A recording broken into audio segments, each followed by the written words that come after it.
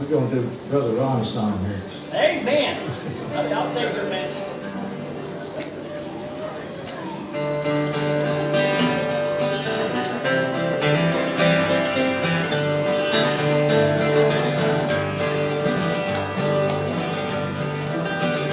I don't need no mansion in heaven, no gold or silver or pearl. All I want is to be with my Savior when He takes me away from this world. I see just a little of heaven on the hill overlooking the stream, and the valley below filled with flowers. Yes, this is a picture of me. I don't need no mansion in heaven, no gold or silver or pearl. All I want is to be with my Savior when He takes me away from this world. All my Christian friends, they'll be there also. Some with gold and silver and pearl, but we'll all be there praising our Savior when He takes us away from this world. Amen. And I don't need no mansion in heaven, no gold or silver or pearl. All I want is to be with my Savior when He takes me away from this world. Well, a simple man I've always been, Lord. No treasures have I ever craved, but that one that You have freely given. Oh, that my soul might be saved. And I don't need no mansion in heaven, no gold or silver or pearl. All I want is to be with my Savior when He takes me away from this world. I don't need no mansion in heaven, no gold or silver or pearl. All I want is to be with my Jesus when He takes me away from this world. All I want is to be with my Jesus when He takes me away from this world. When He takes me away from this world. Amen.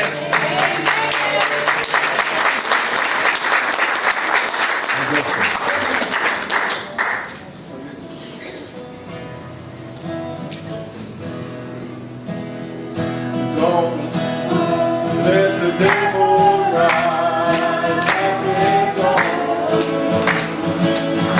Let the devil rise. You let it ride, it won't ride. Let it ride. Don't let it go.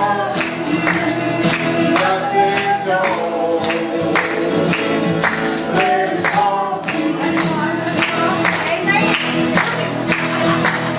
If you don't forgive, you say you want to do, don't let it ride. Don't let the devil ride, that's it, don't. Let the devil ride. You let it ride, it won't ride. Let it ride. Don't let it drag you down, that's it, don't. Let it drag you down. If he brings you down, he'll turn you around. Don't let it ride. Don't let the devil ride, that's it, don't. Let the devil ride.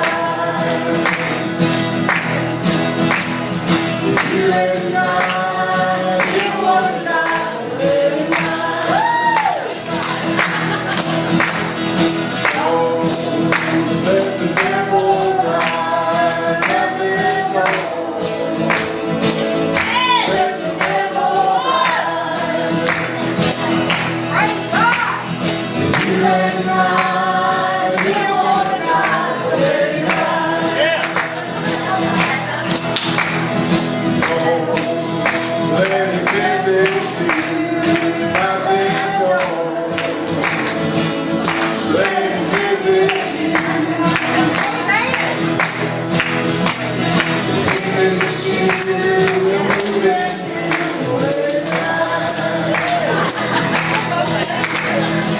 Oh, let the devil ride, my soul. Let the devil ride. You let him ride. You want to ride, well, let him ride. Let the devil ride, my soul. Let the devil ride. If you let him ride, you want to ride, so let him ride. Oh, let him walk ride.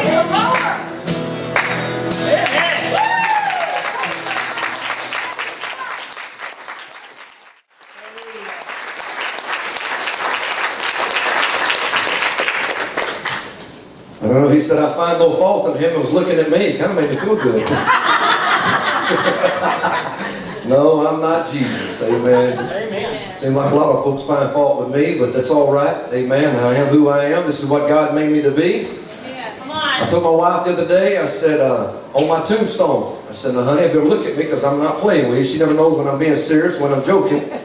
I said, the day that I die, let it be written on my tombstone. Construction is complete. Thank you for your patience. Because I am an accident looking for a place to happen. Amen?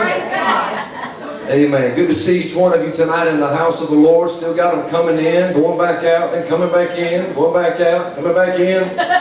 Amen. I don't know if they've been here yet or just getting here. Amen. But I'm glad they're more in than they are out. Come on. Amen? Let's put our hands together tonight and welcome the presence of the Lord.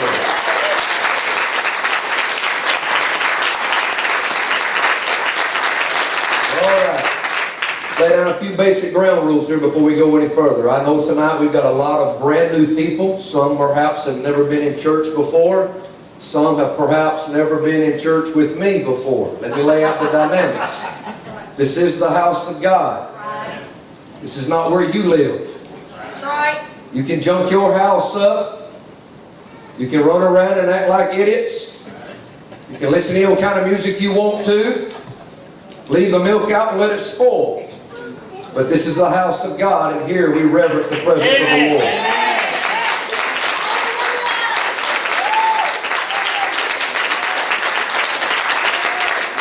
With that said, let's see how many applauses I lose here. See, I learned something about Facebook. I found out how many friends I didn't have.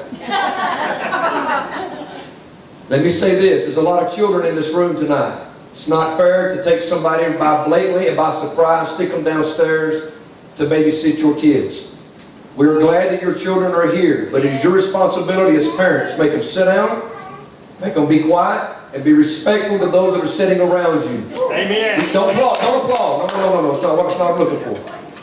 Because everybody's going to applaud of those without kids. And that's not fair. I'm not laughing, that's not fair. My point in saying that is not being mean and ugly. Children cry. Children don't know how to sit down and behave a lot of times. Okay? And I would rather them bring their children here who are unruly, who's never been to church, than use those children as an excuse to stay at home and never attend church at all. Wait a minute. But there's a balance to this. There's a balance. Everybody say balance. Balance. There are also drug addicts in this room right now who are high as a kite. There are alcoholics in this room right now who are intoxicated. There are people in this room that are dying and on their way to hell, and I am not going to spend 45 minutes babysitting your kids at the expense of somebody dying and going to hell. I drove from Alabama. We spent about $300 in gas and food getting here. I have every right to call order to this service. Worship and praise was going on tonight. There's about a quarter of you that was oblivious to even who we were singing to. Okay? This is very serious.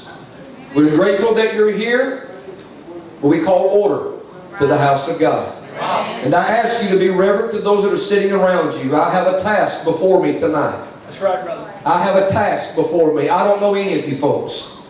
I've met a couple that comes over and visits when I'm in revival. There's some familiar faces from the last time that I was here. I'm not asking too much. I was talking to a brother at a restaurant today and ticked somebody off this morning because they wouldn't get off their cell phones, and I made it blatant, amen. If I catch you on it again, I'm taking it back to the RV park with me. They chose social media over the King James Bible, got up and left. It's all right. I've never seen a tree die because the dead fruit falls off the limb. Point being made tonight, I am kingdom-minded and I'm here to reach people. But the task that's been laid upon me tonight is not easy because many of you have come from different walks of life. Yes. You've come from different backgrounds. You don't know me and I don't know you.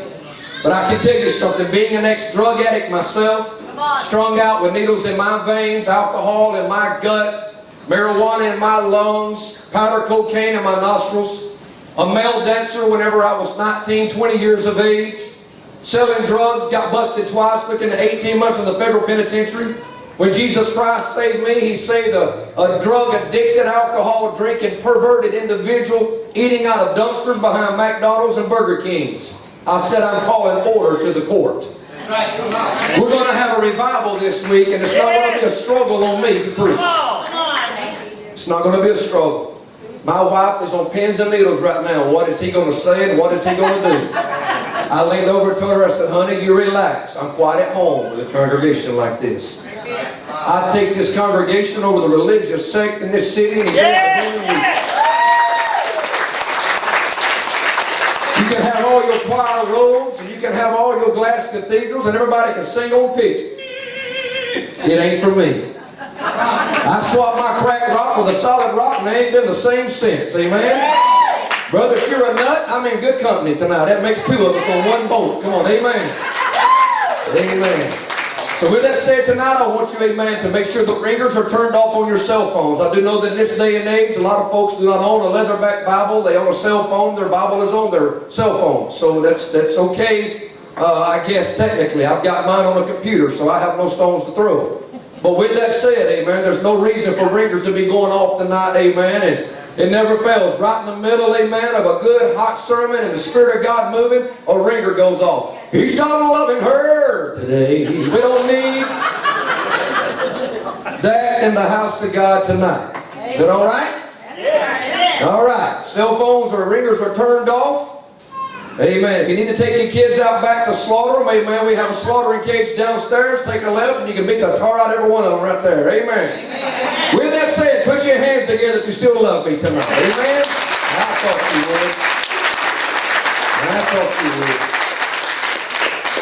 would. Brother Ron, thank you and your bride for giving us, my family, now the invitation to be here this week. He's probably a little nervous over there. I watch him looking at you, then he cuts his eyes at me. He's looking at you and he's cutting his eyes at me. I'm at home, brother. Relax. I'm at home. Matter of fact, I think tomorrow night I'm just going to wear my pajamas. Amen. 7th Street Baptist Church. Amen. Biggest lie in this area, amen. This is as much a Baptist church, amen, as I know. Amen. I'll leave it right there. Hello. Amen. You have your Bibles tonight and you will. I want you to turn me to Isaiah chapter 40 tonight. The 40th chapter of the book of Isaiah. Thank every one of you for singing a special tonight. And above all, I want to give a big kudos, amen, to our sound technician back there. This guy is a guy with 7 jobs, amen. I appreciate everything that he does. Amen. I told him, if you don't turn some air conditioner on, we're going to start smelling bacon in here in a minute. Come on, amen. Well, now why is it, come on, most of you are laughing, all the skinny folks are staring at me, man, like they're offended. Hello! It was getting hot in here. Turn that air on, amen. All right. Isaiah 40, Isaiah 40. We're going to read 4 verses of Scripture tonight. We're going to get right into the Word of God. I want you to look over at your neighbor and say, I want to help this preacher preach.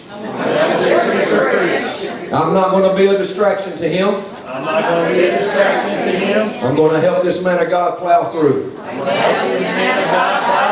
And if you keep your word tonight, that when somebody gets saved, amen, you had part in that taking place. Amen. You know one thing every quarterback needs is some good blockers. I know y'all don't know nothing about football right here. We are from Alabama. We're not talking about Wildcats, hush. We're talking about the Crimson Tide. And one thing you got to know about football is, amen, those quarterbacks are nothing without a good blocker. That's right. Paul Bear Bryant once made a statement, amen. He said, rather have one good blocker as 3 ball-carrying stars. That makes a lot of sense to me because simply, amen, if you don't have any good blockers, it doesn't matter, amen, if the guy can throw the ball or not, amen, he's not going to gain any forward progress. So you know what a blocker does, don't you? That makes the hole a little bigger for the one carrying the ball. Right. Tonight, amen, the coach has handed me the ball. All right? Amen. Now tonight, amen, I need you to make the hole a little easier. Make it easy to preach tonight. Open up your spirits. Let's get in this thing. Let God be God. You be adults, amen, and be responsible for those sitting around you. Amen. Somebody's life will be changed before we leave this room. Amen. Verse number 28 through verse 32 reads this way. Hast thou not known, hast thou not heard, that the everlasting God, the Lord, the creator of the ends of the earth, fainteth not, neither is weary. There is no searching of his understanding. He giveth power to the faint, and to them that have no might, he increaseth strength. Even the youth shall faint and be weary, and the young men shall utterly fall. But they that wait upon the Lord shall renew their strength. I said, they that wait upon the Lord shall renew their strength. They shall mount up with wings as eagles. They shall run and not be weary. They shall walk and not faint. Amen. I'm not a fool to not believe that there's some folks in this room tonight, amen, that are weary. They come in tonight like spiritual cripples needing help back up on their feet. But for the rest of us that thinks, amen, that you're doing pretty good, let me remind you that room for improvement is the largest room in the world. We can all use a little help. I want you to high-five 5 people and tell them, but listen to the power of Almighty God. The omnipotent, powerful, Almighty God.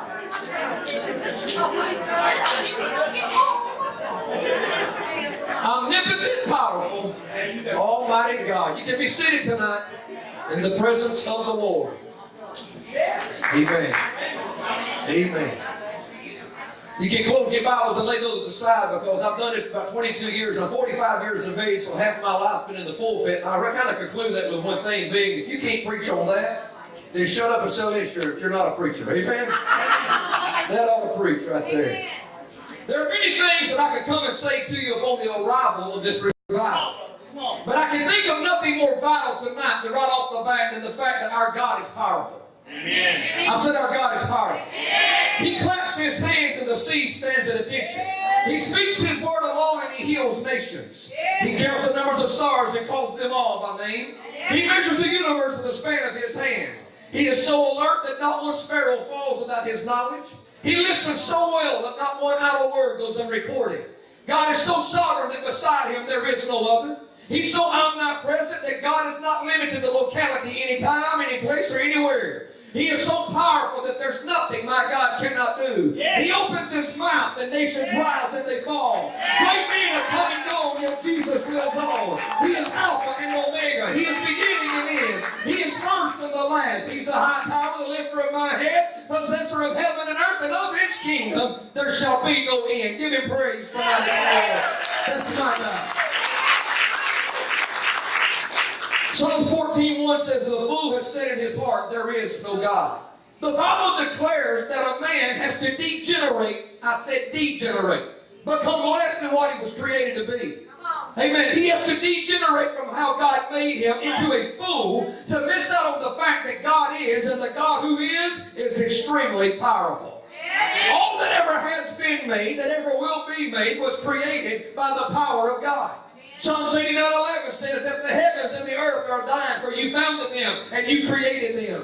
That means every star, every galaxy, every planet, every solar system has been created by God. The reason that God can create a universe is because when it comes to God, he has no limitations. And when you add to the fact that God is greater than the sum total of his creation, and that of all the vast things that God has created, most of which has never even been discovered, but of all the vast things that God has created, when you put it all together, God is greater than the sum total of all of his creation. God is absolutely unbelievable when it comes to power. Amen. If that be the truth, then why is there as much Prozac in the house of God as it is across the street at the liquor store? If that be the truth, then why is pastors leading the divorce rate in this nation by 7%?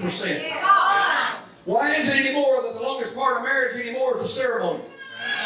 Why is suicide becoming the leading cause of death? Amen. The second most leading cause of death between 15 and 37 in 2017. God is absolutely unbelievable in power. But our problem as a people of God today is we've allowed our circumstances, amen, to dominate the Word of God rather than the Word of God dominating our circumstances. We'd rather date Jesus, amen, than put on the ring of commitment. Come on. I believe many times, amen, we want him to settle for weekend visitations when really what he's after is full custody. Hello? Come on, guys. I said we want him to settle for weekend visitations rather than full custody. Maybe you didn't know it. Let me bust everybody's bubble and really get everybody thinking. I got on the scales yesterday morning prior to leaving to come to Kentucky. I've been trying to lose 5 pounds, but I've been trying to do that with Cheetos and trying to do that with drumstick ice cream cones. And I love my Dr. Pepper and Coca-Cola, amen. And I will slap the white off your face, amen, if you tell me it's a sin. Come on, amen. All right? Amen. All I need is Jesus and Dr. Pepper, amen. That'll be just fine with me, all right? My wife's been teasing me lately. I still see you working on that. I said, yes, ma'am, I'm fasting, but it's just in between meals. Come on, amen. Hello. Matter of fact, I'm on 2 diets right now because I'm not getting enough to eat on the first one. Come on, amen. Hello. But I got on the scales yesterday, and as I scale, I'm trying to get back down to 170 pounds. I'm pushing 176 at 180. My seams begin to split. So I know I'm 4 pounds, amen, from embarrassment. Come on, amen. So I'm trying to get back down to 170, and at 170 pounds soaking wet, I can lift 1 ton over my head with one hand tied behind my back. 1 ton equals 2,000 pounds. And you're all looking at me right now, really sarcastically thinking, you were doing good, brother. What are you on? Come on, amen. Just what was your reason for going to the basement a while ago? Amen. The law of gravity is different on the moon than it is on the earth.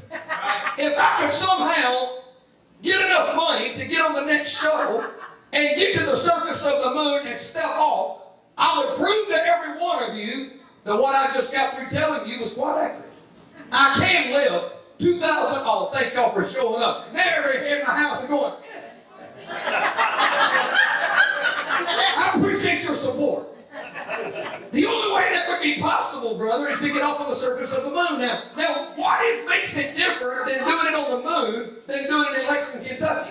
One word: gravity. The law of gravity is different on the moon than it is on the earth. The fact that I'm in a different sphere, I have different power and ability. Simply put, watch this. If you change my environment, the things that I could not do, I now can do. Amen. Hello? And the reason we have so much trouble having faith in God is because we keep God in our environment, and then we quickly draw the conclusion, because of our own limitations, that if the baker can't do it, the doctor can't do it, our spouse can't do it, the principal can't do it, the president can't do it, the mayor, the governor, the chief of fireman can't do it, then it can't be done. Listen to me, guys. God is in a whole different realm, folks. And God is, his ways are not our ways, and his thoughts are not our thoughts. As the heavens are higher than the earth, amen. God says, my ways, my capabilities are higher than your ways and your thoughts and plans. Satan's ultimate goal in this community and those sitting here tonight troubled by sin is to dilute, diminish, and distort the power of God to work in your life. Amen. I appreciate all 4 of you. How about the rest of you? Huh? I said Satan's ultimate goal is to dilute, diminish, and distort the power of God working in your life. Look at what he's doing to this generation that's growing up today. Everywhere I'm going now, I'm having parents to tell me how to deal with their kids in church. It's not my responsibility to make your kid behave in church. It is yours. Mine are behaving. Make yours. You want to know why mine behaves? I'll tell you why mine behaves. I will tear their stinking tail up, and I will do it that fast. That's right. I'll pull a belt off, and we'll have a tango. anybody in this house or at Walmart open their mouth about how I discipline the 2 kids that I feed, I clothe, and put a roof over their head. They're my babies. And I ain't raising dogs in my house. I'm raising a young man and a young woman, amen, that's not just going to stand and watch history pass them by. They're going to make history.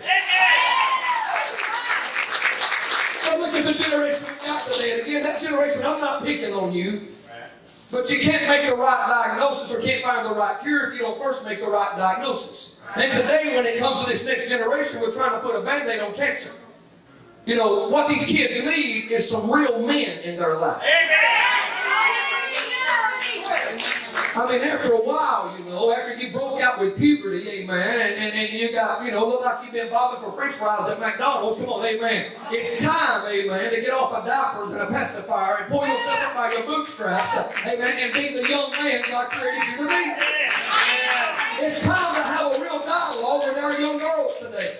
And quit tiptoeing around all these issues, amen, that we pop to ignore, and then we wonder why they're having babies while they're still babies. Hello? Oh, I'm preaching better. Some of you respond. Some of you wishing amen is across the street. Hello? But the truth of the fact of it is, we got to come to a place in our life to realize, amen, these kids need boundaries and they got guidelines in their lives. Walk around with their britches hanging down to their ankles, and we think it's cute, we think that it's funny, and we think that it's amusing. When in reality, what it boils down to is it's a system of affected culture today. You know, when African Americans, and I'm not racist, if you were here this morning, you realize that I'm not, but it is where it is. African Americans were released out of penitentiary, and they wore their blue jeans or britches down below their rear end as a sign. Not only are they gay, but they're also available. Hello, that's where that fad started. But we call that hand-me-downs, where the bigger brother outrode his britches and handed down the little brother. So that's why he wraps his belt around him 6.5 times, and it drags the floor. Hello, hey, let me tell you where it started. It started today because when mamas and daddies quit raising their babies, MTV picked up the tab. Oh, they can let the mamas and daddies raising babies. Kim Kardashian's been raising them. Hollywood's raising them. Rihanna, Jay-Z, Beyonce, and the rest of the nitwits. Oh! Hallelujah. I sit around today and I look at people that call this normality and look at me as though something's wrong with me, and they come walking into the house of God and their hair is green, orange, pink, yellow, blue. You don't know if they're human or peacock. Come on, hello! But when you start dealing with these things, that this is a cultural issue we're dealing with in society today, it gets quiet in the house. Because you're supposed to just stick to book, chapter, and verse. You're not supposed to meddle in everybody's business. Well, if I wasn't part of that world, amen, then it wouldn't bother me, but it is. It is bothering me. Watching a kid and watching a generation today fade away, destroyed for lack of knowledge that our God is powerful. And our God is a God that delivers and sets free. I've always preached that the power of influence. When you run with dogs, you get fleas. Huh? But you know what? Fads have always been around, because at my mom and dad's age, you know, back in the 50s, the fad then was big afros, butterfly collars. You had to wear white socks, black shoes, and flooded breeches. Hello, amen. Oh, they had to be corduroy at that. Hello. Huh? Yeah. Then it came along down to my generation. Well, haven't we improved? Amen. I don't see any butterfly collars, afros. We're doing good. Come on, amen. Everybody's got on right color socks. So come down to my generation, if you wore an earring in your right earlobe, you were a homosexual. If you wore an earring in your left earlobe, where my little hole is right there, then you were straight. But today they wear them on both sides, so they ain't got a clue what they are. Hello?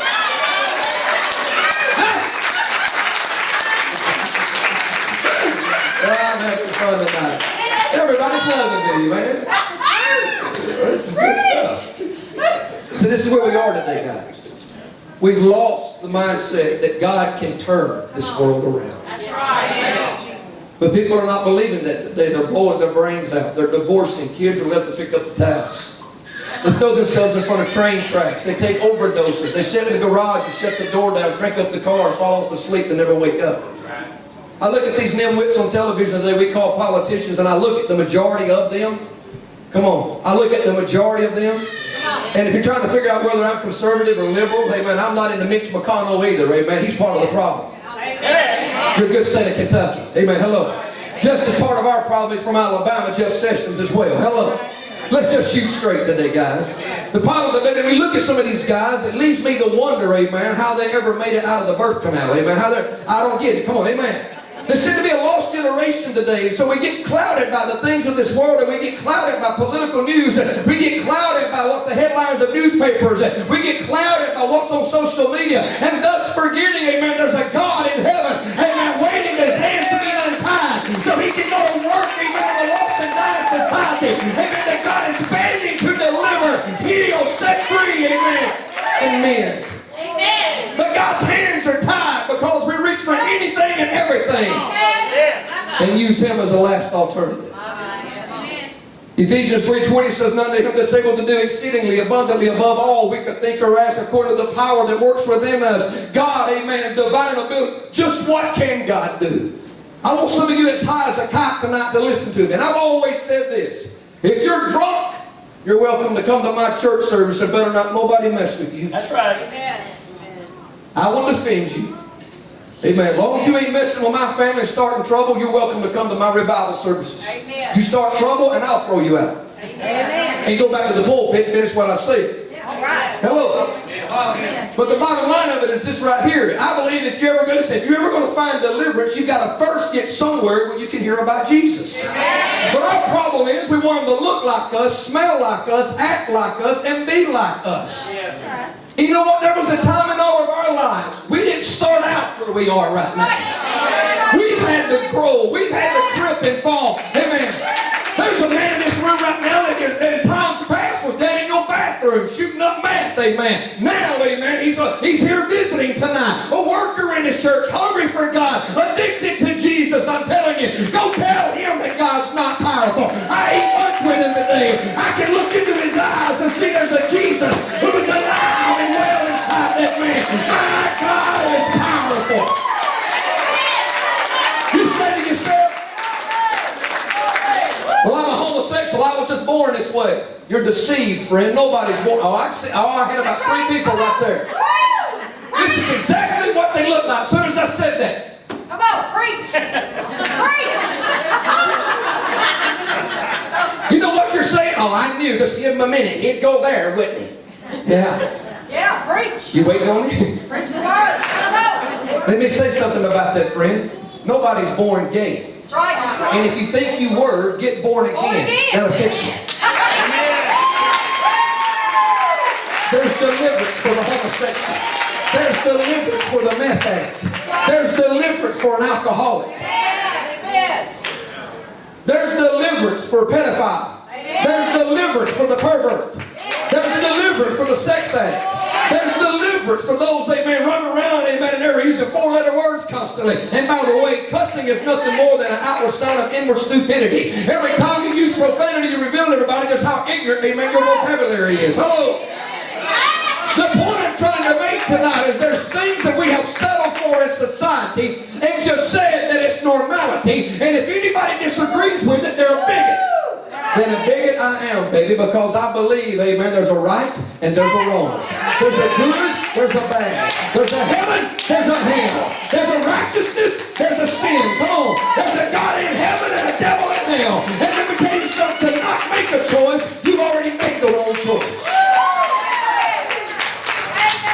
God's divine ability, just what is it? I'll tell you what his ability is. God is able to deliver. Amen. Meaning this, we'll talk a lot about deliverance. So what is deliverance? Yes. Deliverance is he's able to rescue. He's able to bail you out.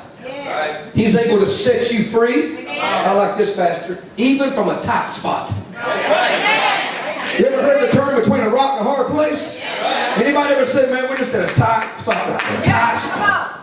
You know what? Deliverance simply means to be free. So what is God's ability? God is able to set you free from addictions, pornography, alcohol, cigarettes, gambling, cheating, stealing. Amen. God is able to set you free from depression, painful memories of yesterday. He's able to set you free from lust and perversion, anger and rage. God can set you free from guilt and condemnation. He can set you free from fear and anxiety. He can set you free from bitterness and unforgiveness. Amen. From things of your childhood. I am a living witness to the fact that not only is God able, but God is willing to deliver you from all and any baggage that you drug in here tonight with you. Listen to me, friend. A man with an experience is never at the mercy of somebody with an argument. Come on. What do you mean?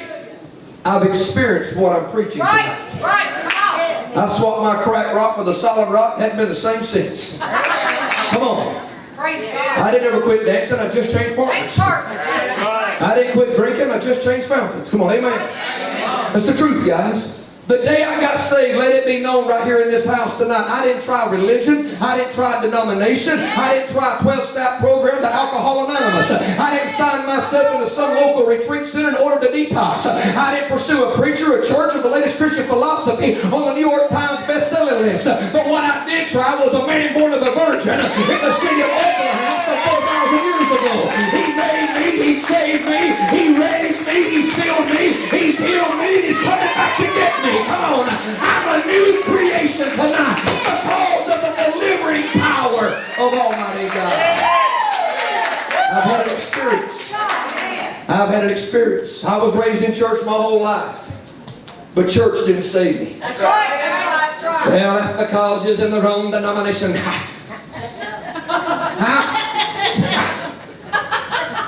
This, that. No, I was raised in the right denomination.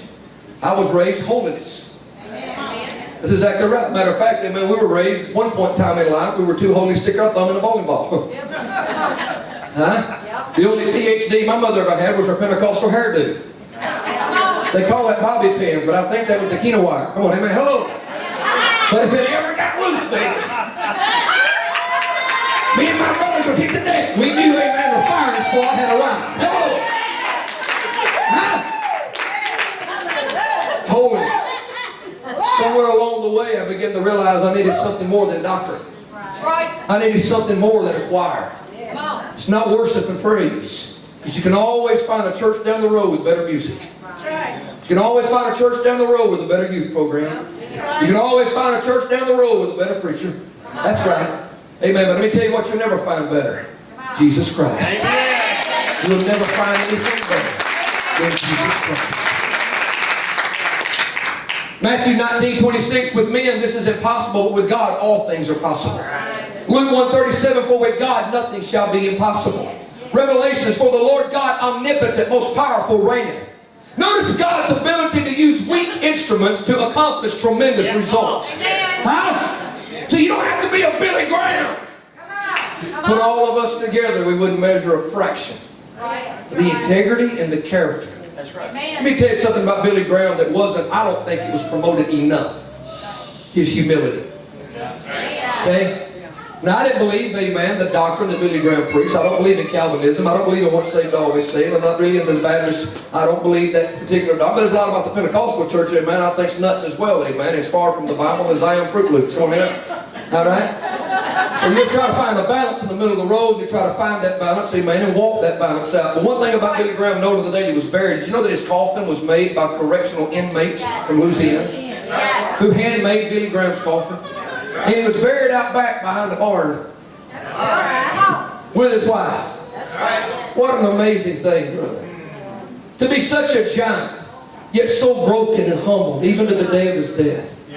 I'm telling you something, guys. The bar's been raised high. And we preachers today are without excuse. The truth of the fact is, I said it this morning, amen, I believe, amen, the reason we could talk about Billy Graham so great was because, amen, of his humility made him so great. He was a giant in his day and time, and in our lifetime. The only giant that I've ever really noticed, amen, because Billy Sunday was gone before I was born, and I wasn't around, amen, to see Smith Wigglesworth and A. Allen and Jack Cole, amen, like some of you old-timers was, amen, but Billy Graham was in my day, amen, and you know, my son was walking through the house, he said, Dad, who's that? I said, I'll tell you who he is. He's an evangelist like your daddy. And it's such an honor for me to see an evangelist. An evangelist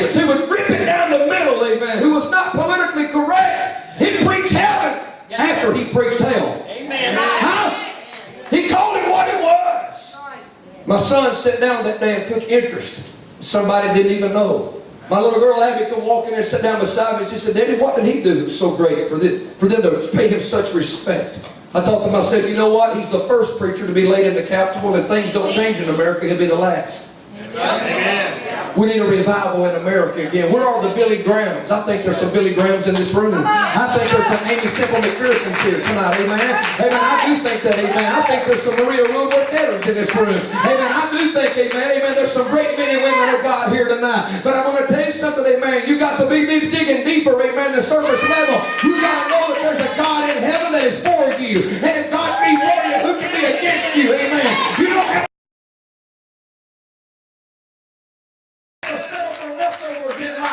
You don't have to wear the label that society puts on you. You're not an accident. You're not junk. You're not a mistake in the backseat of a Monte Carlo. No, baby, you were born with reason.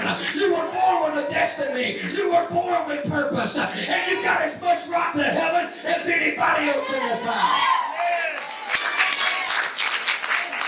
But there's boundaries. God's ability to use weak instruments to accomplish great feats. In Exodus chapter 4, God is so powerful.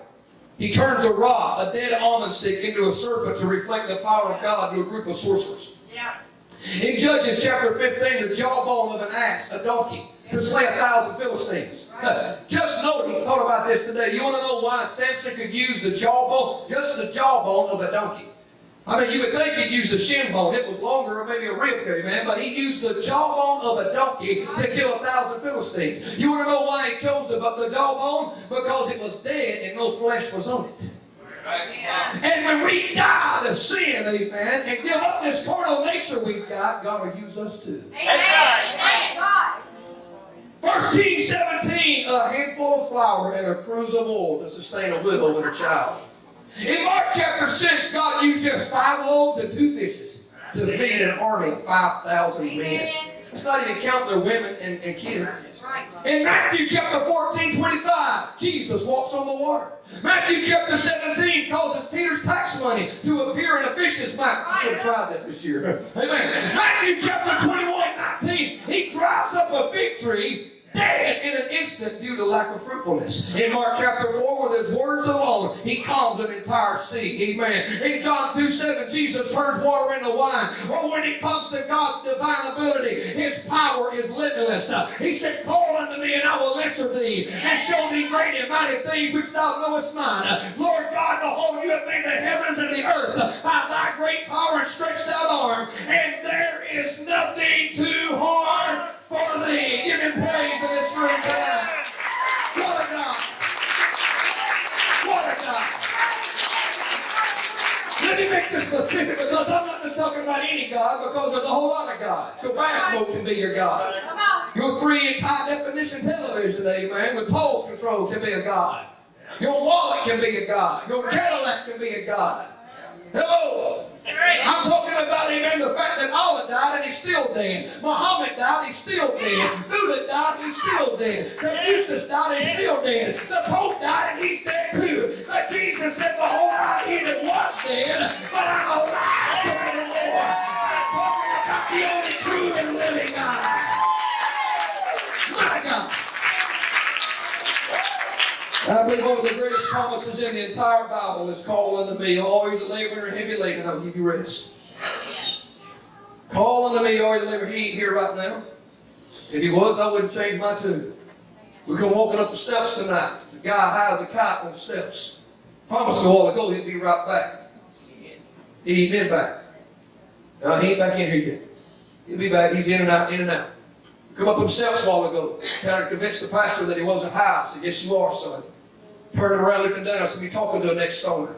I know how when I see it. Your eyes are glazing. You don't even have a clue where you are. But something has compelled you to walk to the steps of this facility. Amen.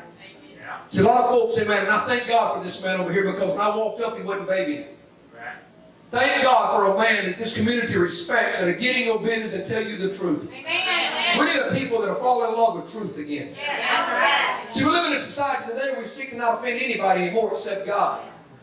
Come on, preach. Don't want to offend anybody anymore except God. If I ever get the chance to write a book, I'm going to write a book one day entitled God is Real, Why Aren't His People? Because that's exactly, man, what the world's looking for today are people that are real, raw, tangible, and to the point. Yes. One of the reasons why Trump was elected, because he's just... I'm not authenticating his presidency, because things about him I don't like neither, but he's done more for the Christians, amen, than the last 5 presidents we've had combined and put together. He has, and thank you for that. Hello. Thank you for that. He won't go be long. He's going to do something to Planned Parenthood too. Amen. Yeah. I hope that happens. My tax dollars going to abort babies in the name of women's health. Half the little babies has had their brains sucked out, amen, after being stabbed in the skull with scissors, amen. We're little women. Where was their help? Come on. That's where we are today, guys. It's called murder. I don't care how you slice the pie. It's called murder. And there's no baby that's an accident. I don't care if you're raped. It's not an accident that baby's born. It's called life, and we should celebrate it. Instead of killing it, adopt it away. Let somebody else that can't have babies take that baby in. There's no excuse for murder.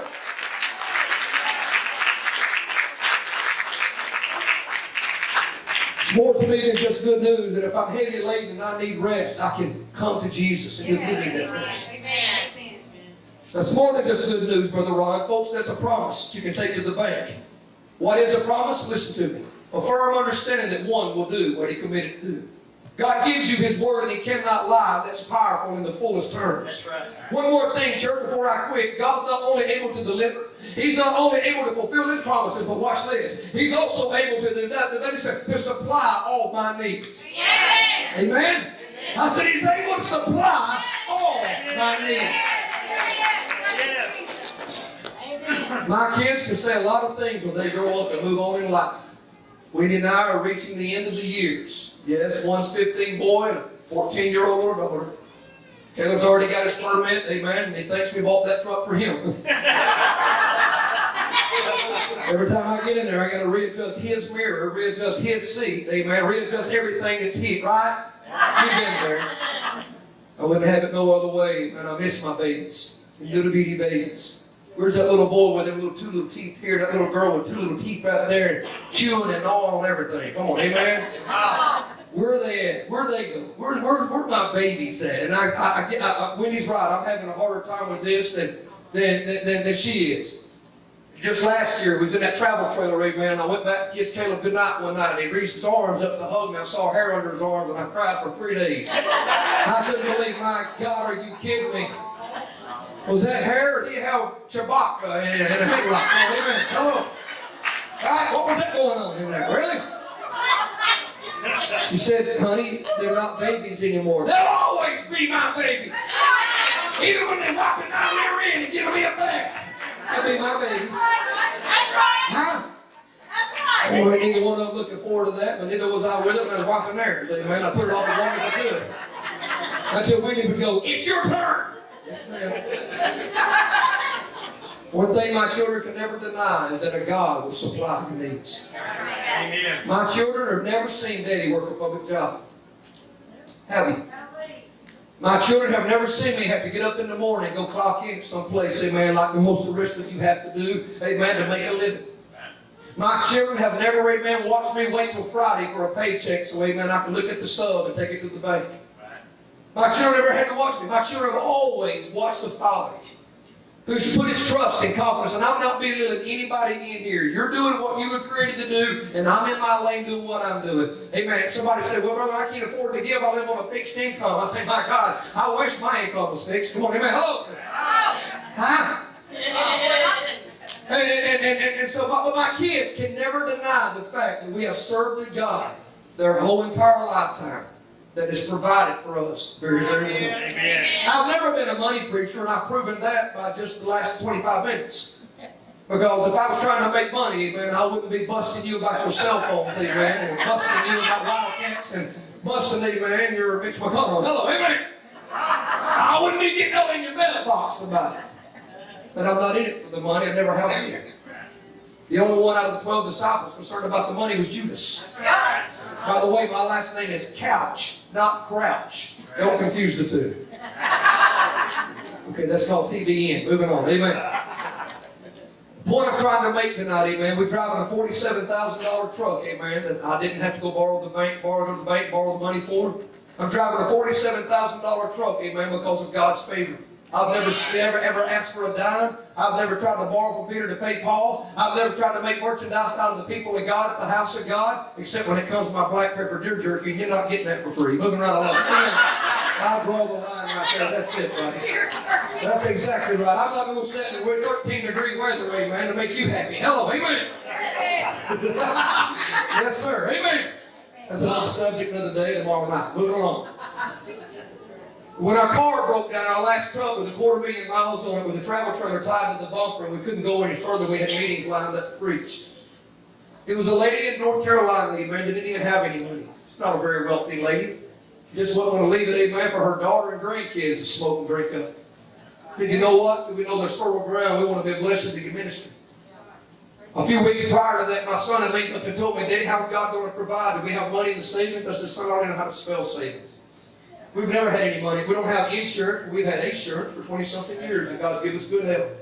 I got a bad knee, I got weak eyes, my belly's swelling, I can't figure that out, amen. But in all, amen, we're doing real good health-wise. God's been good to us. No car wrecks, no major situations that taken place. God's been faithful.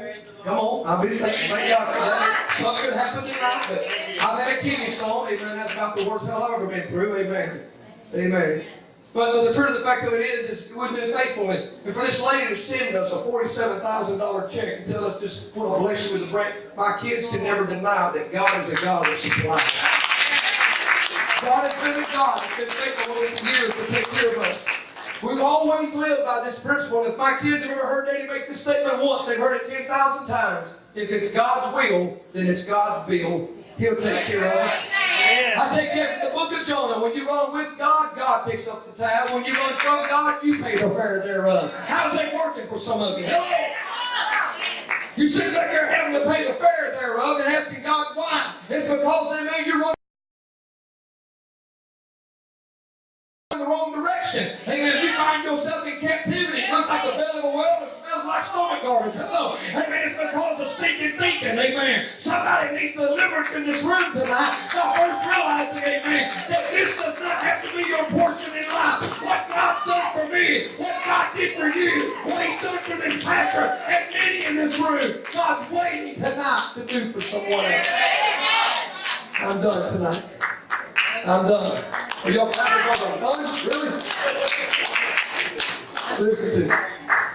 What I want to make tonight, amen, I cut that thing off 6 pages. I still got 6 more pages to go, but I'm going to give you mercy. So give me a hand clap for giving you mercy. That's so sweet. Amen. My point being tonight, 6 more pages is not going to get my point across any clearer. Blessing Jesus.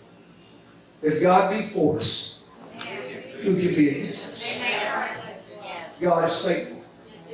I'm looking at God's faithfulness when I'm looking into the eyes of my beautiful wife. Isn't she gorgeous? Man, she's my buddy. She walked in a while ago and she said, it's hot in here. I said, honey, it wasn't that you walked in. Oh, it's pretty good. Charlotte, I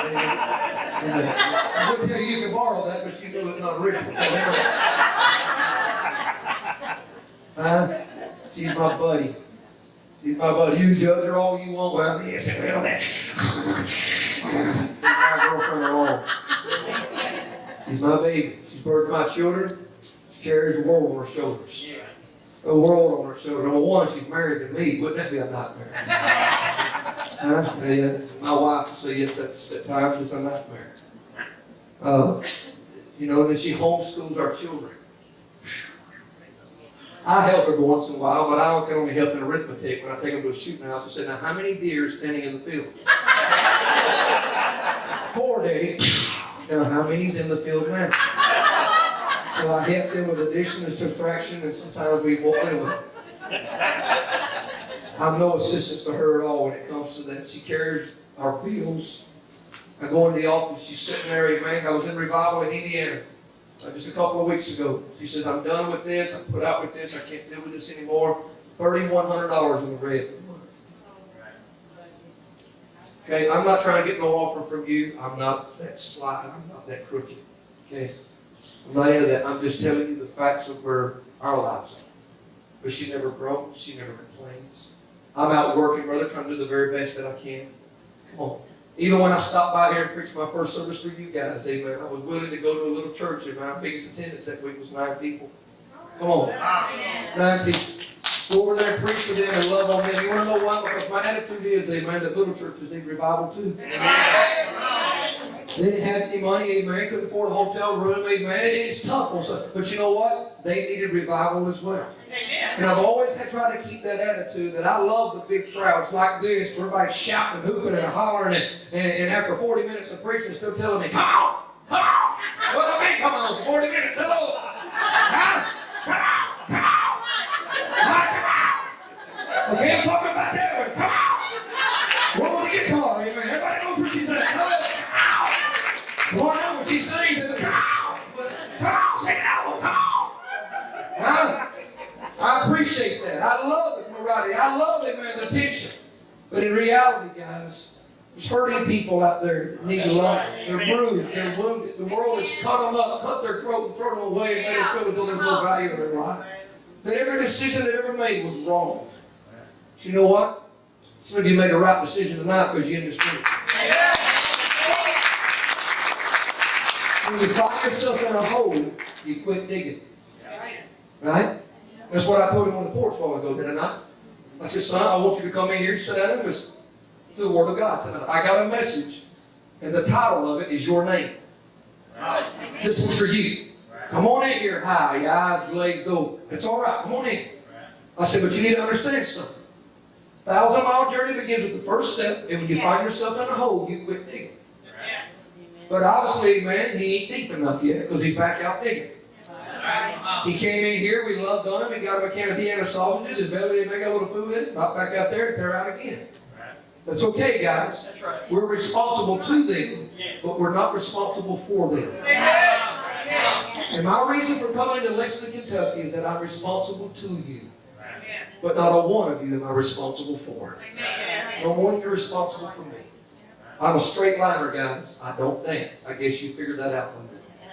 I'm not into political correctness, and I'm not into worrying about whether you like me or you don't like me, whether you're going to bless me financially this week or whether you're not. Amen. Whether you're going to shake my hand with money in it or flip me off on the way down the steps. Amen. And listen, it's whatever your choice is to make. But in reality, tonight, I got to go back to that travel trailer, and I want to lay my head down with a clear conscience on a soft pillow, knowing that God, I went in there tonight. It wasn't pre-script. I didn't go in there, amen, with my mind made up. It was going to be my way. I went in there tonight. I looked at what the hand that was dealt to me, and I moved as it's flowing with me, and I tried to help people, God. I can't help it if they want to go back out there and file for divorce. I can't help it. They go back out there and they're high before midnight. I can't help it if they jump off a bridge, amen, and send the dive team after for the next 3 weeks while the body floats at 30 feet deep. Amen. It's not my fault they blow their brains out, amen, or jump off a bridge. The truth is, we are responsible to them. We're not responsible for them. And it's time that we draw a line in the middle. Amen. And quit talking about everything that's wrong in our society. They already know what the problem is. We need to start talking about the solution. Amen. I didn't come to be a part of the problem. I come to bring you the answer. And the answer has always been Jesus Christ and Him crucified. I'm telling you something. If God be for us, who can be against us? Amen. I'm telling you, thank God tonight. I've been young and now I'm old. But I've never seen the righteous forsaken or receive any bread. God will supply what you need. Stop pulling your hair out. Stop beating your head against the wall. Stop cursing and throwing fits. Man, I threw a fit in the trailer a while ago, brother. Trying to blame it on being tired. Amen. I was trying to get me a bag of Cheetos. Y'all remember that Cheetos? And I got done eating them there, and I went to pull the bag loose and slipped out of my hand, and had Cheetos all on the floor. Well, I thought I'd call in the cleanup crew. That's my Winnie dog. Come on, amen. I said, Hunter, get over here. He walked over and looked around there and looked back up at me like, you know what? If you want me to eat them, then put one of them in my mouth. Really? I kicked him in the hind end and sent him on through the travel trailer, so I tried to sweep it up. While I'm trying to put it in the dustpan, picked it up, the dustpan broke. Cheetos in the floor again. And I got them on the counter, the carpet, the floor. I throw the fit. My wife said, what's wrong with you? I can't get these Cheetos in the garbage.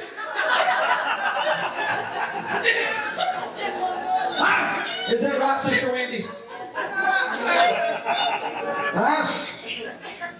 You know, I'm the type of guy, I tried it once, I want it to work. Have to do it the second time, but I need help. And if I can't find that, amen, it's on, baby, like Donkey Kong. Right? Oh, I was having a panic attack, man, nervous breakdown. Because I couldn't get my Cheetos in the garbage can. It was just Cheetos. You know what, guys? Isn't that just the way life is sometimes? We snap, we blow our stack over the stupidest stuff. Simply because we forget God is a God. You know what? I like to go back and look at it. Let me flip on my spiritual switch for a second. Wouldn't it be something if one day I get before God, God says the reason why I dropped those Cheetos on the floor was to delay you a little while. Because when we started to get on the interstate a while ago, it was just in time for the ambulance to show up, the fire truck to show up, somebody had an accident, and a wreck had taken place. And wouldn't it be when I get before God one day, I'm just speculating, guys. Forgive me for kind of analyzing things from a supernatural, spiritual standpoint, but I believe that the footsteps of a good man are ordered by the Lord. He delighted in his way, right? Just what if it was the case, amen, that if I got those rolled up on time, I would have been about 45 seconds earlier, and the car would have hit me, wiped out my daughter, killed my wife, and thrown my son across the interstate, or better yet, amen, decapitated. What if it been me, Bobby? But I think sometimes God allows little things like that to happen, amen, to slow us down because we're getting a little off pace, and then we're ready to bless the Lord, amen, we want to throw fits, amen, and act like we're idiots. Hello, God is a God who is in control. He's an omnipotent God. He's a sovereign God. He's an omniscient God. And He is an omnipresent God. And that God loves me. And that God is for me. And beside Him there is no other. I'm not the tail, I'm the head. I'm above only, I'm not beneath. I'm blessed going in and blessed coming out. Matter of fact, I think I'm too blessed to be stressed. So in all reality tonight, church, relax, hit the pause button. Find a quiet place tomorrow. Get alone in the presence of God. Stop allowing life to be so politically correct for you. Relax. Love on people. We went to Golden Corral today. This big black family come walking in. And, you know, we got this big white family, and then we got this big black family. Okay? And I heard all of Obama's garbage. I want to hear about how we're not supposed to like them on that table because they're black, and they ain't supposed to like us over here because we're crackers and white elites. And you know what? We're the white man. I ain't buying into that political garbage. Hello. It's a lie to the pits of hell, and He don't speak for me. There's a God that's bigger than racism. There's a God that's bigger than skin color. So I just walked in there, they're talking about having church over there, we talking about having church over here. That little girl, amen, jumps out there in the middle of the floor and starts singing real loud. And I just jumped up at my table, got right in behind her, and just danced with her. And the whole place rolling, Golden Corral, amen. Went in there for a chicken leg and wound up getting a workout. Come on, amen.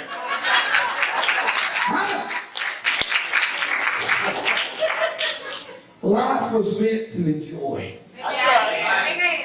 I've lived too many of my years, months, and days stressed out, burned out, and ready to blow it out. Amen. Amen. But if you go back and you look about it, it was some of the stupidest stuff in life. Amen. Let's yield ourselves to a sovereign God who's in control, who loves us and has a plan and destiny purpose for each one of us still breathing.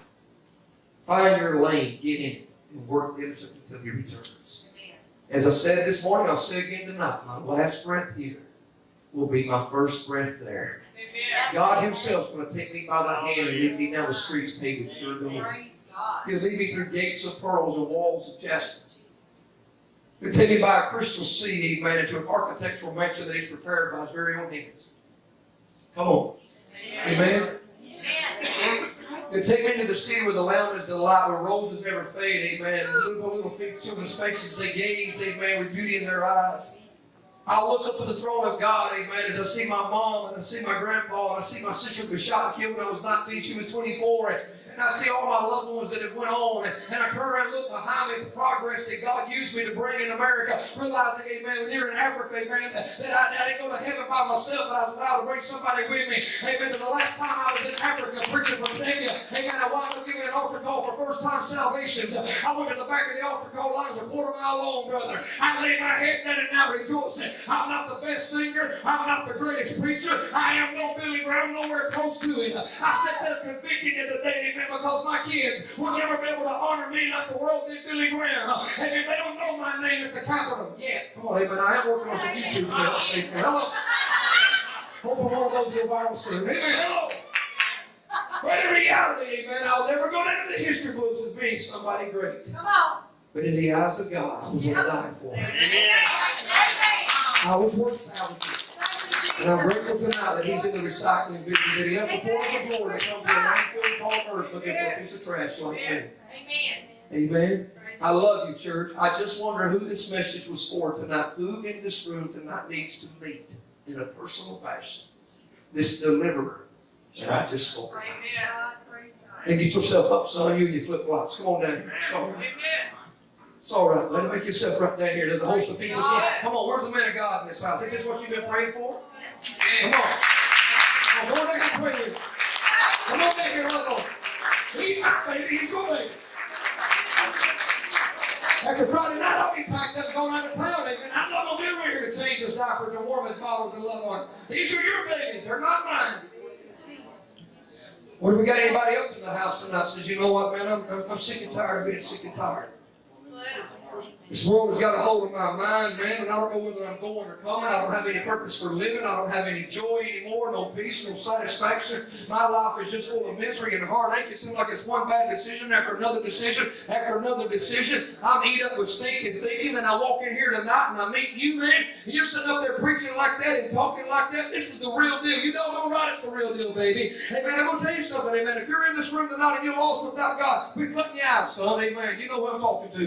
And you're in this room tonight, amen, and you're lost without Jesus Christ. And you run through a stop sign tonight, you hit a local truck in the right-handers, and it throws you through the windshield, and you walk into eternity. I'm telling you, amen, your last breath will be your first breath in hell. Amen, you'll have for eternity. Let's sit there and figure out while you're plunging in the flames of hell, why did I reject such a loving God? Why did I reject His mercy and His grace? And then when it extended to me in the past He did tonight.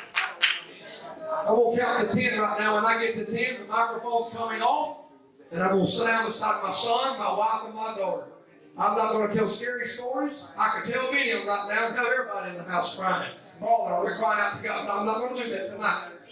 I'm going to count to 10 right now. You got 10 seconds to make up your mind. There's 4 of you in this room that if you don't move, I'm prone to come back here and get you and pull you out. Amen. Because you don't want to leave tonight hiding under the radar, making everybody think everything's all right when it's not all right. So you got 10 seconds to make up your mind what you're going to do with your future. I beg you to not make the right choice. 4 of you, I can come pick you out right now. How do you know? My mama talked to you, my daddy talked to you, my husband, my wife. No, the eyes are the window of the soul. The blinds have been rolled up and the light's been turned off. Your house is empty. Every head bowed and every eye closed. I don't know how much easier to make this tonight. I want you to reach over and get the hand of the one sitting beside you. Just hold on to him gently. This is not a joke. It's not time to be handsy. I'm holding hands with this pastor.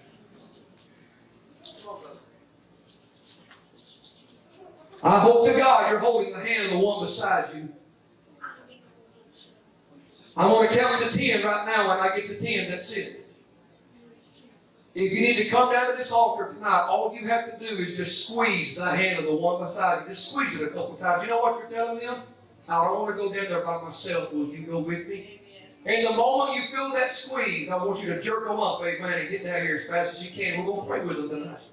We're going to pray that tomorrow morning they'll wake up and hear the birds sing for the first time in a long, long time. We're going to pray, amen, that they'll realize tomorrow's the first day of the rest of their life, that they don't have to die, amen, like they showed up tonight.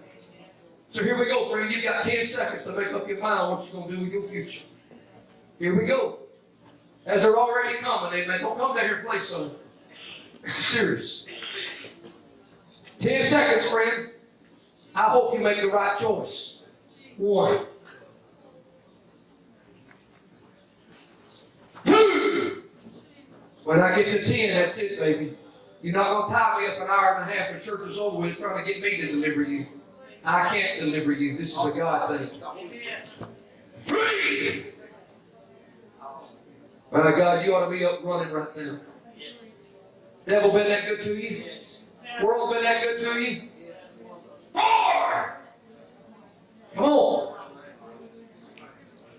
Because we're going to squeeze that hand a little bit. Don't move with it. 5. We're halfway there and you ain't made a bit of progress. 6. Come on, friend. 2 of them's already moved. There's 2 left. Come on. 7. Come on, pal.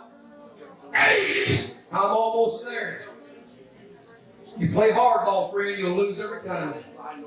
Because if God can't get your attention through the man of God, He'll get your attention another way.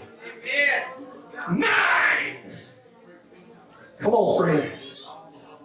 Here's your last call. After this, we're done. 9.5.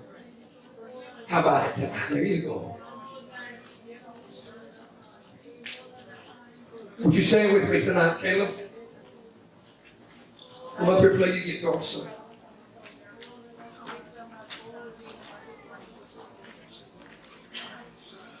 Bring your guitar up here, buddy. Mommy will sing.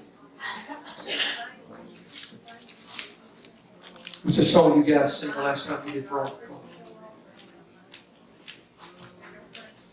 Jesus Messiah. We're going to sing this song tonight, and this will be the conclusion of our part as far as our family goes. I want to thank you for your attendance tonight. I want to thank you for coming, amen. This one here, second, get this one. But as she begins to sing this song, there's a few of you still left tonight, and you're scared, you're nervous, you're intimidated because you're afraid of what your friends are going to say. You're more concerned about what they think about you versus what God already knows about you. Amen. As they begin to sing tonight, it's not too late, because I did not say 10. Only God knows the full plug. I pray tonight before they get through with this song, you would come down to this altar and bend your knees and say, God, I want more of you and less of me. Change my life, God, so that I can fall in love fresh and anew with this omnipotent, powerful God. Give the Lord a hand clap of praise.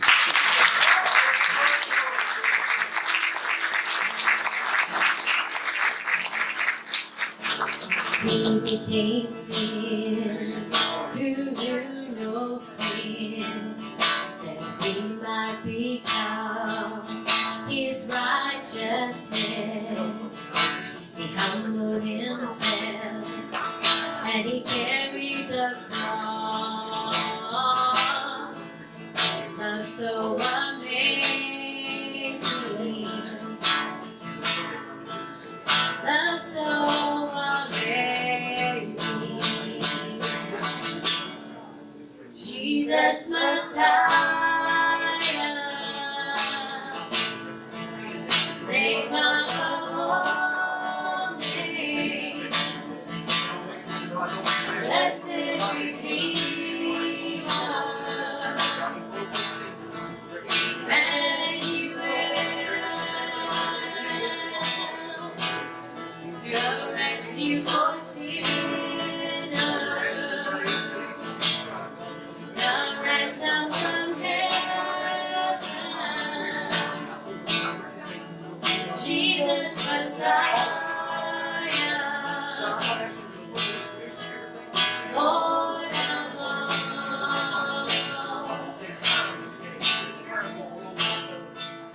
His body the bread, His blood the wine, broken and poured out all for love. Over trembled and the veil was torn. Love so wide.